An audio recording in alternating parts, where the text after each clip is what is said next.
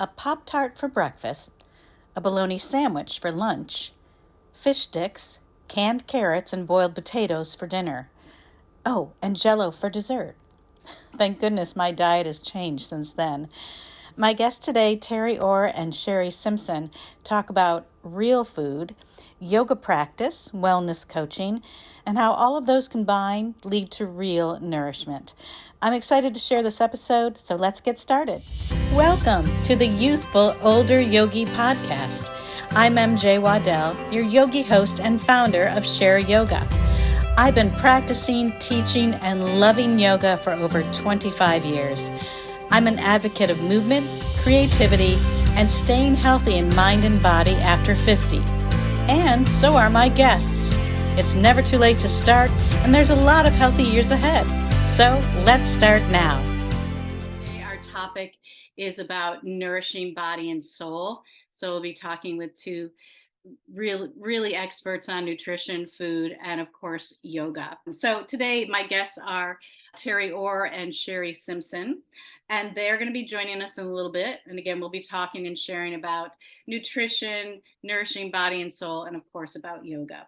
So, and Terri, we're going to show Terri's headshot. If you're unfamiliar with Terri, she has a passion for living healthy and for thriving through the aging process, which I love. She's a certified yoga instructor and been practicing for over 25 years.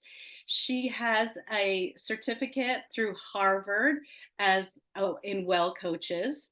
She also holds a certificate in primetime health and wellness coaching from the Dr. Sears Wellness Institute. And she speaks and teaches on the topic of healthy living through nutrition and lifestyle and attitude, which is interesting. We'll talk to her about that.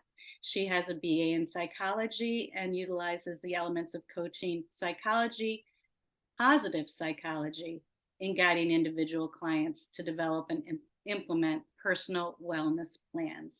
And she enjoys preparing delicious plant-based meals. She calls herself a foodie. So I'm looking forward to talking to Terri in a little bit about all of that. And also our other guest today is Sherri Simpson.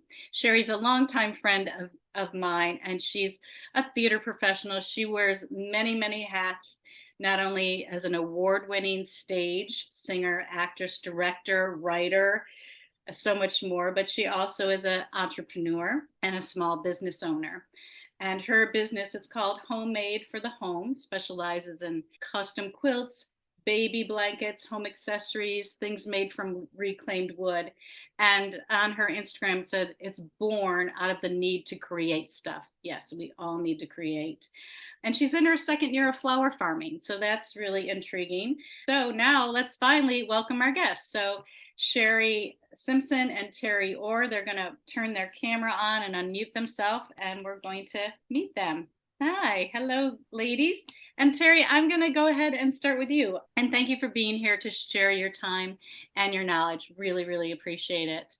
So you speak on the topic of healthy living and through lifestyle, exercise, nutrition, and attitude. Can you share with the listeners, first of all, how you got interested in the field, and also the different titles? People think, oh, there's a life coach, there's a nutrition coach, there's a wellness coach, well-being. So if you can just kind of demystify all the coaches.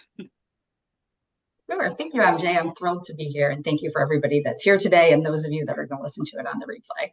So I've always been interested in health and wellness from a very young age. I would read from a medical book as a child. And my mother actually had what they considered post-polio syndrome. So she struggled with her health her whole life. And I just saw what an amazing role model she was for me with her attitude. She was told she would never walk, but she walked. She was told she could never have children, but she had 4. So I learned from a very young age to be grateful for my own health. And gratitude is really what drives it for me. So every day I wake up and I'm just grateful that I'm healthy and that I'm in my 50s and I'm healthy. So it's something that it really started with. And then I passion for learning. So as I went through my life, I just continued to learn about healthy living and healthy eating, and all of those things. And I continue to learn as I age. It's And you very aged very gracefully, yes. The difference between wellness coaching and life coach, what does that mean? So coaching in general is working together collaboratively on whatever it is you want to focus on. So if you have a life coach, you may be focusing on your career or time management or one specific thing. A health and wellness coach or health and well-being coach, we focus holistically on all of health and well-being. So not just your physical well-being, but maybe your mental well-being. So things that I focus on, there are people that are interested in how can I sleep better, or what is it that I need to eat? How can I exercise better? So I incorporate all of these things in a wellness vision. So basically, what do you want your wellness to look like and why? So the Yeah. first thing is the why. And why for me is I want to be healthy as I age. I want to remain independent. I don't want my children to have to take care of me. So the why. So I with the clients, I set up a wellness vision. We talk about what does wellness look like for you now, 5 years from now, 10 years from now. And then we set small goals in all things like exercise, nutrition, sleep, stress management, whatever it is we want to work on. And we set small achievable goals to get us there. Yeah, and we're showing the image here of what a wellness coaching is. It's, they coach everyone, right? I Yep. mean, it doesn't matter. It doesn't matter if you're, a professional athlete working towards something, or you're just, like you're moving into your 50s and 60s, and you're like, wow, I've got a lot of life ahead of me, and to enjoy that life, you have to be healthy, right? So that's good. Thank you for sharing that. I think most people know, that to be healthy, you want to combine your nutrition and your exercise and your mental attitude. And so, how do you teach attitude to your clients? Because that's a gift. How do you do that? Yeah, so I think it's really restating things in the positive and looking at what is it that I want versus what is it that I don't want. So when clients start saying, I don't want this or I don't want that, I talk about what is it that you want? You want to wake up feeling rested if you're struggling with sleep. You want to feel energized for your day and to take care of your children or your grandchildren, or to go to work with lots of energy. So we really focus on what is it that you want. And then when I meet with someone, the first thing I usually ask them is, what is the best thing that's happened to you since we last spoke? So when you start out with a sense of positivity, that's really where you're going to find the growth in making positive changes towards what you're really looking at. So I'm going to meet you where you're at, and we're going to talk about how do we positively move towards really what you want in life. So people know that if I focus on everything negative in my life, that's what I'm going to see. But if I focus on what's positive, that's what I'm going to see. And I'm going to see those results. Yeah, I love that. And it's really a mindset. If you just, I always just think turn a frown upside down. Yes, you're going to have negative things and things that don't go right, but it's the attitude that you face them with that really helps moving forward. I'm finding as we are aging, I'm speaking for myself, it's kind of traumatic getting older. It's not just it's kind of, and there's a lot of letting go of old things that I was able to do before, but moving into ways that I do them differently and possibly better. So that attitude of can do and positivity is so, I think, so imperative for anyone to move into this mindset of healthy living, because it starts all in your head, don't you think? Absolutely. And when you focus on what you want and you start seeing that, you really get, and one thing I wanted to add is like, why do I do this? Because this shit really works, right? Yeah. It really works. Yeah. So when you find I'm focusing on what I'm grateful for, and when life gets challenging, that's where you turn. And I'm focusing on taking care of myself. And then I feel good and I have more energy when life gets difficult. And I am better able to stay positive in those moments. Yes, thank you. Thank you so much. So, one more question, Terri. So, in yoga and some yoga disciplines, it's encouraged to eat according to your type. Doshas. There's these three doshas in yoga. We won't go into that. and there's some Ayurveda based steps and how you should eat if you're very fiery or if you're very airy or if you're very grounded, all of that. As we age, there's just a lot of conflicting information about nutrition, I feel. And a lot of people, as we age, we can develop allergies or we're on specific medications and there's interactions with food. So there's just a lot of unknown and confusing information out there. So, where do you go to find your dietary guidelines? Is there a blanket thing or is it just individual? So first of all, I would completely agree that there's so much confusion out there, and every decade it's a new fad, right? Or, this is what we should be doing. This is what. So I really gravitate towards two things. First of all, what resonates with me in all things I do in my life. Does this feel right for me? Because nobody knows themselves better than you. So whatever you're putting into your body, how you're exercising, what you need, if you need rest, you are the person that knows that. But I really gravitate to scientifically based evidence. I think in my day job, I work with scientists and engineers. So I spend a lot of time with data and research. So when I thought of health coaching, I really looked for coaching based on that. Mm-hmm. So I look at, there's a website called nutritionfacts.org. That's Dr. Greger that writes a book called How Not to Die, which is a terrible title, but it's I love it. Great book. And it really talks about, if you have a disease, how to prevent certain diseases, or if you've been diagnosed with a certain diseases, what you need to eat, what scientifically has been proven to help with these things. So I love, love, love that. Can you say that website one more time, Terri? Sure. It's nutritionfacts.org. And the name of the book, How Not to Die? How Not to Die. Okay. And there's a cookbook that goes along with that called How Not to Diet, I think. That's perfect. I love it.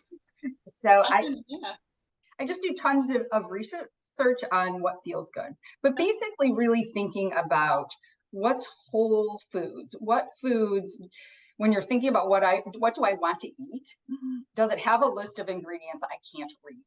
Mm-hmm. If it does, I would recommend going for fewer ingredients. An apple is only an apple.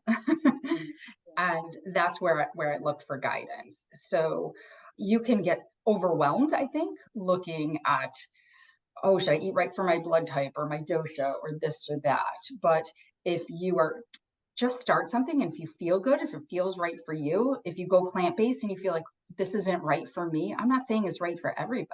Mm-hmm. Add back in what you need, add in the healthy things. Okay, thank you. So Sherri, thank you again for being here. I appreciate it. Sherri's coming to us from Fredericksburg, Virginia. And thanks for sharing your thoughts on gardening. Can you tell us how you got started and you're interesting? For people that didn't tune in right away, Sherri is on a farm, lives on a farm, grows her own vegetables, and also has started in year 2 of a flower garden. Go ahead and tell us how you got started, Sherri, in gardening. What sparked your interest? I think it started as a kid when my mom would want to put flowers in pots and around the house. Every spring we would go to a local nursery called Pirtles. And I just loved going there to the greenhouse where the lady was growing the seeds and they turned into petunias and etc. And then we had a family friend and we ended up calling them Aunt Lily and Uncle Bland, even though they weren't our aunt and uncle. And they actually did have a farm with a vegetable garden and cows and chickens. And I just thought it was a fantastic place. So it's always had sort of a magical sense to me. And then I always grew flowers around my houses growing up, but when I married my husband, Tom, he has this land that we live on now, and he was growing loofahs. We have about 8 acres, and I'm like, you're growing loofahs? No, we're planting a garden. So it just slowly grew. We studied square foot gardening and grew from there. And so I have this one area, I call it my cottage garden, that has all my square foots in the front of it and flowers in the back, and then our shed. And I just experiment all the time out there. And then I got hooked on flower farming through Floret, which is a flower farm in Washington State. And I saw that on Discovery Channel and I took classes, and I just said, Tom, I'm going to start this. I will learn a great deal. It might be a big fail. It might be a big win. So we'll see. Yeah. And so what was the first year like with the flower farm? Well, we had maybe a 16th. We chose a 16th of an acre because all the flowers farmers say start slow, start small. Mhm. So we did that, and we were really successful because taking the courses and reading all the books and then applying that knowledge are two very different things, because there's so much that you have to deal with: the climate, the weather, your own expertise. Yeah, that's how There- much land we had. That's the first Is farm. that a 16th of an acre? No, that's your vegetables there? No, that's the flower farm. Oh, okay. The very, very beginnings of it. That's how much land, and there's more coming forwards towards us. We made about $800 just selling flowers, bouquets to the local food co-op. And we had zinnias, sunflowers, gosh, I can't even remember, amaranth, calendula, That's gomphrena. awesome. We had so many flowers. So we've expanded that this year a little bit more, a little bigger. Mhm. Growing, I tried bulbs this year, in mass production. Anybody can plant bulbs around their house, and that's great, but planting in mass production is a different thing. And there's metaphors in yoga for gardening. We use it all the time. It's like you plant a seed mentally, you plant an intention, and you watch it bloom, or maybe it doesn't, right? But you Right, have to right. have a start, just like you had a seed of interest that you followed, and yeah. And here's some benefits of gardening, right? I ask Sherri all the time. I rent right now, but I did have a house where I was growing some flowers and stuff. But these tips, like, grow what you will eat. A lot of people, don't you think, Sherri, will just go, oh my God, I just had the best eggplant and I'm going to grow eggplant. Right. I love eggplant. I just made eggplant parmesan. We are trying to grow what we can grow easily and grow that we know grows well. Hmm. Squash, we love squash, but it does not grow well because of the squash bug borer. That you can get one good round of squash, and then you go out the next day and your plants are completely wilted. And everybody, all the gardeners in this area talk about it all the time. And I don't want to spray my plants. I just want to make that clear with any kind of Hmm. pesticide or herbicide. You Hmm. know, what grows grows. So Right. And that's interesting. You told me the squash story about you get one good squash and then this little bug gets in there and eats the root or the stem, and then it kills the plant so it can't reproduce, right? right, it won't come back. And it's the Wow. same with eggplant, or watermelon, cantaloupe, pumpkin. The squash bug borer loves all that. So Mhm. all the stuff that you get like that you see like at the farmers markets, at least in this area, has all been sprayed to I keep see. that bug away. Right. So good. Well, thanks for doing that little benefits and the tips for gardeners. I want to also stay with you, Sherri, for a second. You've been consistently practicing yoga with me one on one since January. And I'm grateful that you practice with me. And I've seen incredible improvements, strength, flexibility, so many things. But you've been away from the practice for a while due to some challenges medically and some injuries and things, which happens to many of us. I mean, during the pandemic, I had a job and I lost my yoga practice for 2 years. And then about 4 years ago, I had a detached hamstring. And the doctor said, don't walk, or "Oh, you can only walk. You can't do anything for 6 months." And I'm like, my life is over. But it wasn't. But can you tell me, how did it feel coming back after that absence? How did it feel physically and how did it feel mentally? Or how is it still feeling? Mentally, it felt intimidating because I knew that my body was not where it used to be when I was practicing regularly through a studio. Mhm. So, but I knew physically that if I kept it up, I would get stronger, which is so encouraging when you say you can see me getting stronger. Oh, yeah. I also knew that it was going to help me mentally. And I think I've shared with you how I'm calmer now. I feel like I can make decisions without freaking out about whether I made the right decision or not. I still have moments where I melt down, as you know. They're short lived. It's like a day or two will go by, and I'm like, okay, I've got to get that behind me. When I throw down the yoga mat and just do what you have taught me, what I know to do. Yeah, and it's interesting. A lot of people think yoga is a cure-all. If you do yoga, you're going to have this, calm, easy life. It doesn't, that's not what happens. You know how to deal with it better. I just think, Yes. there's not, it's everyone has meltdowns, or I call them, spells. I'm having a spell, I'm freaking out, whatever. But then I can go back to my breath, give myself some, just calming breaths. So I have tools. And yoga isn't like, oh, you do yoga, so you must be floating around on a cloud. I'm like, no, I'm not at all. So thank you for sharing that. It does help. And of course, you're gardening. I'm sure when you're gardening, you told me about this. Now you're moving differently when you garden due Right. to your practice. Right. I'm actually doing yoga in the garden without realizing I'm doing it. I make sure that whenever I get up off the ground, I go up through down dog and get myself up that way. And one day it was just happening like that. And I'm like, oh my God, I was just doing down dog. Yeah. So Yeah. now, Yeah. Yeah. because it was easier to get up off the ground or going down on one knee. Well, I'm lunging, all that kind of stuff. Yeah. So after you've been in the garden for a little bit, what for people out there that do yoga, what would be a couple of yoga poses that when you come in after tending your garden that you either do before or after your gardening? Well, anything that's going to help you stretch like your entire body. Down dog's always great. And I've told you I hate down dog. I hate that pose. I've never done it right. It's not a relaxing pose. Well, now it's finally there. Now I'm finally like, oh, good, down dog. Oh, thank you. Thank you. I can relax.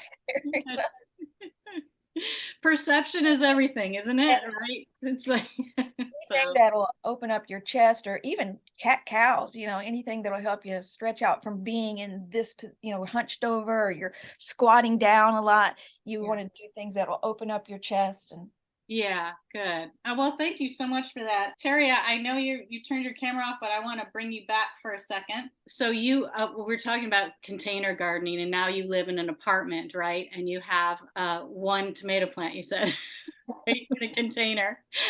But you live right, you can go to the public market, right? You're like steps away from the Fairport Public Market.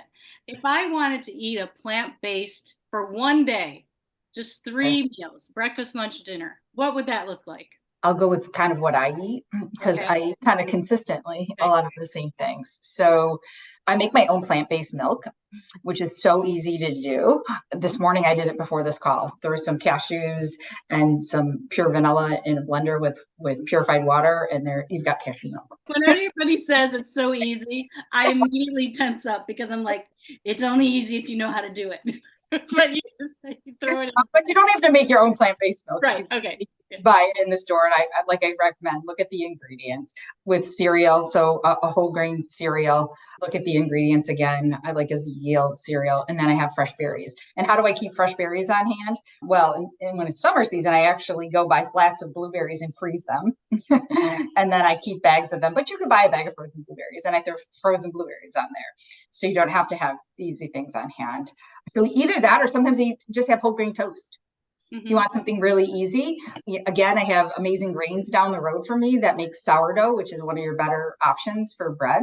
So it's like ancient grain sourdough. So it's full of, and I don't put any butter or anything on it, but you could, if you wanted to put something on it, you could put healthy nut butter that just has almonds or peanuts or whatever your favorite nut is. Or you could put avocado on it, right? And have avocado. I love avocado toast. I absolutely love avocado toast. Another great option for a really quick, healthy breakfast, because people shy away from thinking like avocado's fats, but it's healthy fats. And it's good for your brain. So I love avocado toast. And if you do the avocado toast, I'd throw a little bit of everything but the bagel seasoning on it. Maybe I grow my own sprouts, or if you buy sprouts, some sprouts on it, something like that. So that might be a breakfast. For lunch, leafy greens is really what I recommend. So I buy just organic leafy greens, different mixture of I have Wegmans, so people love Wegmans, but you can get it at Aldi's too, or at any Publix or wherever you are. And then I usually, food prepping is really good for me. So on the weekends, I'll cut up all my veggies. So just cucumbers, whatever you like, you'll eat. Don't put stuff you don't like, because you're not going to eat it. Like I love cucumbers, peppers, whatever. And then you can get some healthy dressings, which you really have to look for those. I like to make a lot of my own things. So I make my own spicy ranch dressing out of cashews. I use a lot of cashews as a substitute for milk and cheeses, or a nice balsamic. You can find awesome balsamics to throw on your salad. And I'll sat it, and then I try to grab fruit, right? If I'm feeling ambitious, I'll make a fruit bowl. If not, I just whatever the fruits in season. Right. So that'll lunch. And then dinner, again, I do a lot of food prep on the weekends, but you could do sweet potatoes are awesome for you. So I'll cook up a batch of sweet potatoes and then I put different toppings on it. I put hummus on it, I put sprouts on it, I cut up green onion, whatever I have, I kind of just make it up as I go. And it always seems to taste good. And are you vegan or vegetarian or? So I consider myself whole food plant-based. So I would say at 95%. So that doesn't mean that occasionally if I'm out and someone makes a cheese pizza, I'll eat it. But just to be convenient. But 98% of the time, yeah, I eat whole food. I think is different than vegan, although if you look at it, it is kind of the same thing because vegan's more of a philosophy of how people live their lives. And there's a lot of vegan junk food as well. Yes. Like you can go get all kinds of vegan food at the grocery store these days, but doesn't necessarily mean it's healthy. So again, really looking for foods with fewer ingredients and eating whole fruits, vegetables, whole grains, nuts. And if someone has a sweet tooth, what would you recommend? My sweet tooth is dark chocolate. All right. Yeah, so sometimes I just get a bag of, they have organic chocolate chips, and I'll just eat a handful of chocolate chips.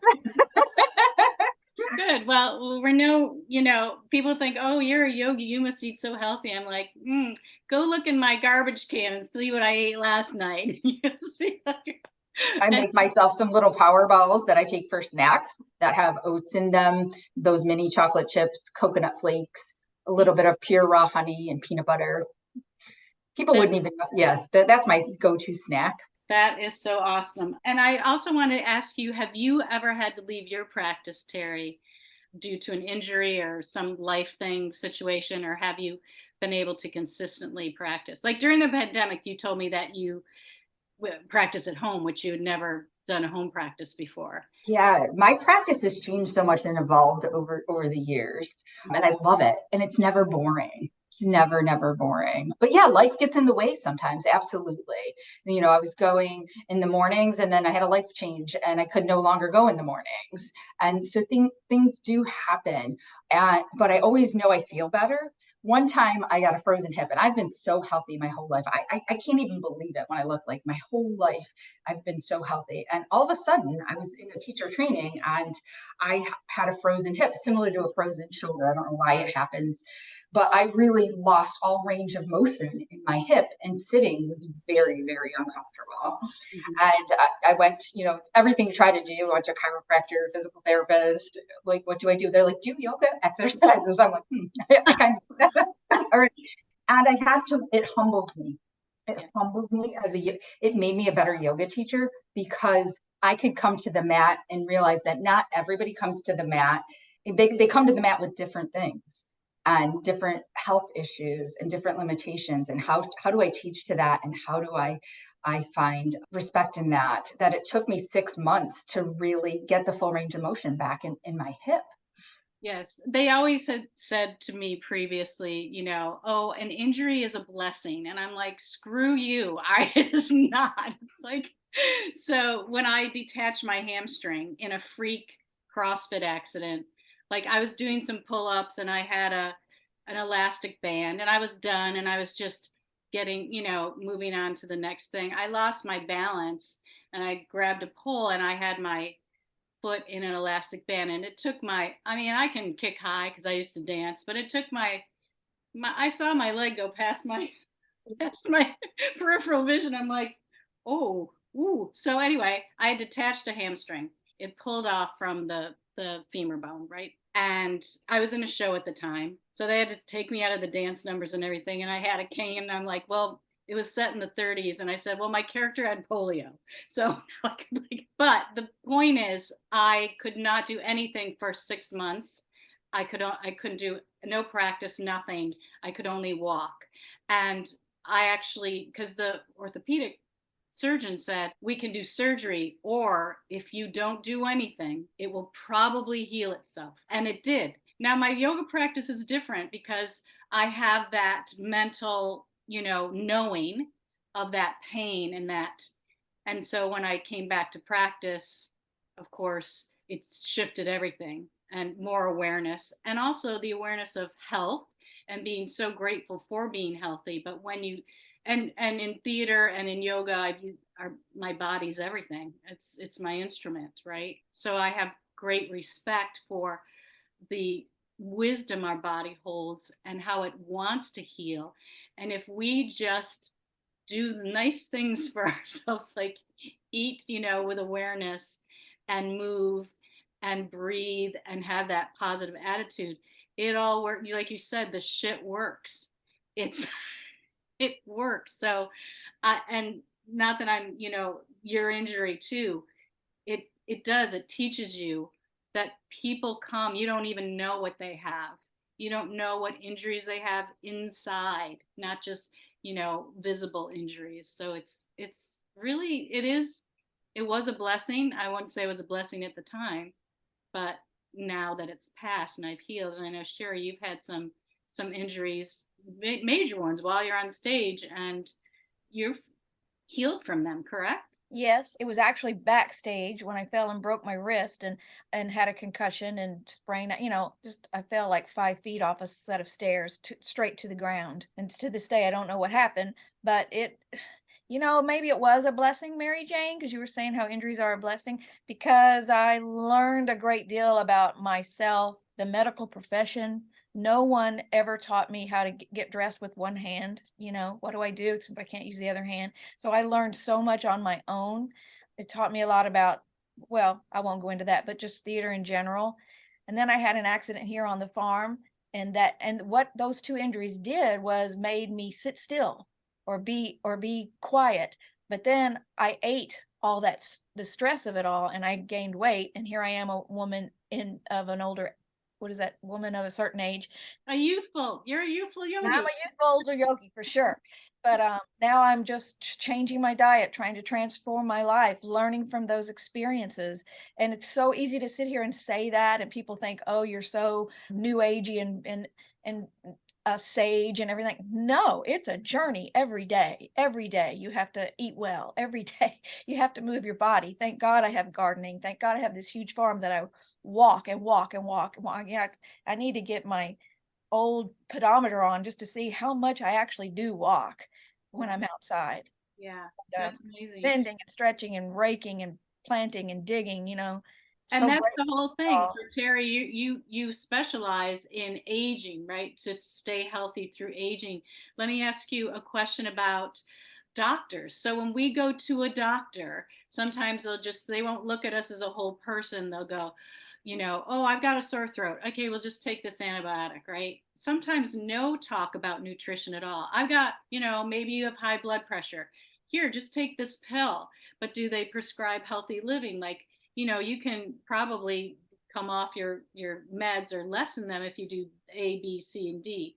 What do you think about when you go see a doctor, or do you think they are adding more nutrition tips? Well, if doctors actually they get very little nutrition training in medical school. Wow. Like, it's not even really talked about, and it's starting to get better. But when you look at the percentage of time they spend on nutrition in their whole training, it's such a low percent, and it's higher today than it used to be, but it's not where it needs to be at. So you can see the shift changing even as you go into stores and you see more plant-based things. But if your doctor's not talking to you about it, I think being an advocate for yourself is important. But I do see a shift. So from some people that I've coached, where their doctors like, what is it that you're doing? I mean, we're coaching doctors when we live healthy and eat healthy. And how is your blood work so good? Well, I went, a friend of mine, I went on a plant-based diet. In 2 weeks, his blood work was completely changed. And his doctor's like, keep doing that. Yes. His cholesterol went in half. All of his numbers went down and continued to stay down because it works. So I think there definitely needs to be more done, but I think I do see a shift.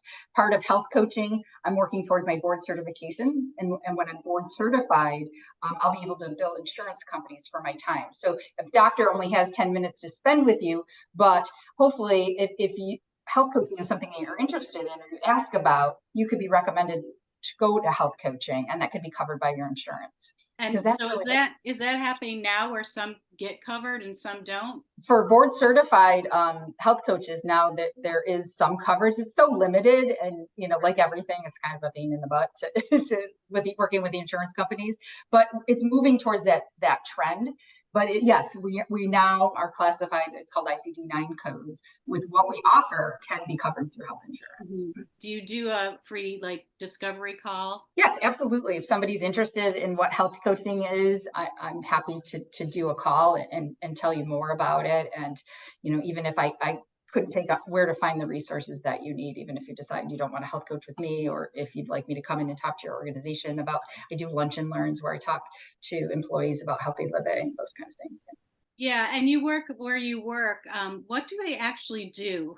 I kind of stalked where you worked, and I don't understand what you guys do. Can you explain? I work in health and science, and it's an optics company. And so if you've ever had your DNA done or done on your pet, we make optical filters that go in DNA sequencers. So really it's for cancer research and stuff like that. So I'm a HR manager there, but I also do a lot of our employee health and wellness. I just did a talk on mental health for Mental Health Awareness Month. And I've done wellness programs. I taught yoga in the workplace. Perfect. Well, that sounds like a great place to work. If they have you there doing health and wellness, that's awesome. So, well, thank you for all that information. Sherri, can you talk a little bit about how your need to create stuff? We can see some of your quilts there.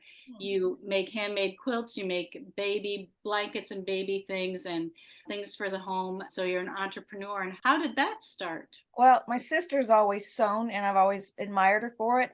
And then she says, you can do a quilt. So one day I did a quilt, and then I put it aside and I didn't finish it, which is very typical of quilters. And then the pandemic hit, and I just went nuts because I had to create, and I just started making a lot of things, and I started going to craft shows and things like that. And now I'm in the process of, I've got an Instagram page. I want to get a Facebook Marketplace page, and just trying to build the business, because I'm finding that I have repeat customers and people are wanting these kind of things in their home, and their quilts come with stories. And I love, as an actor, I love stories.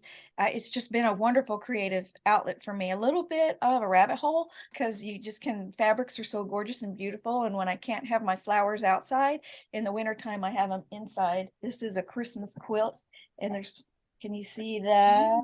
Yeah. Beautiful stitching. I didn't do that. The long arm quilt did that, of a poinsettia.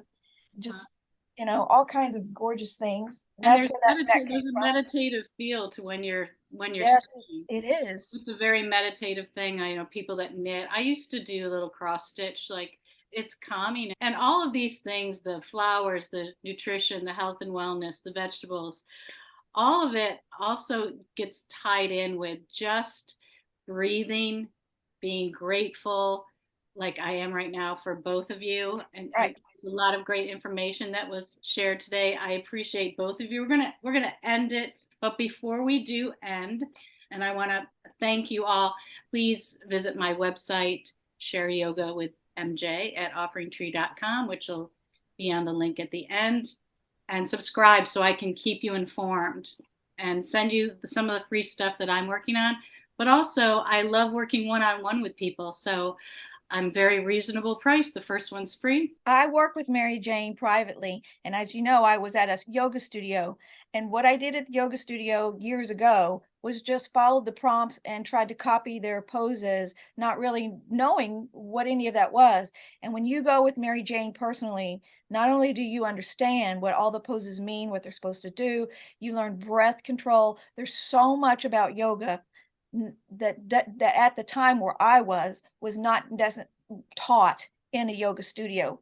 Even if you just take from her 2 or 3 times a month, you will learn so much, and your body will definitely change because of it. You will transform. So that's my plug for Share Yoga and working with Mary Jane. Thank you, Sherri. I appreciate it. So check me out, and I'm very reasonable, and the first one's free. You might not like me. I might not like you. It's all good.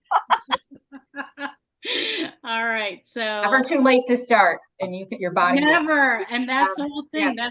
That's on my website. That's the first thing. It's never too late to start yoga. I'm in my 60s now. I'm going to be doing yoga to the day till I can't take my last breath. And I'm grateful for it. So I can teach you. If you sit in a chair, I can teach it to you. Everybody can do yoga. If you can breathe, you can do yoga. Again, I'm going to say thank you, Terri. Thank you, Sherri. I'm so grateful for this platform. This is the end of the third of a series of 3, and there will be more coming. I've got some future guests lined up. Go to my website and you will always be informed of that, okay? And that's it. Thank you all again. Have a lovely day. Go eat something healthy and move your body and take a few deep breaths. And keep sharing, everyone. Bye-bye. Thanks so much for listening. You can find me and subscribe for more youthful and healthy information on my website, shareyogawithmj.offeringtree.com. Or if you know how to navigate social media, find me on Facebook /Mary Jane Waddell. That's Jane with a Y, Jayne. And Instagram @Mary Jane Waddell. Remember, Jane with a Y. Now, this podcast would not be possible without my youthful older producer, editor, and creative friend, Andrea Canny. And you can find Andrea at AndreaCanny, that's CANNY.com. And of course, thanks to my generous guests who've shared their time and youthful wisdom. Remember, the Youthful Older Yogi podcast is presented solely for educational, inspirational, and entertainment purposes. It's not intended as a substitute for a physician or other qualified professionals. Okay, yogis, stay well and stay youthful.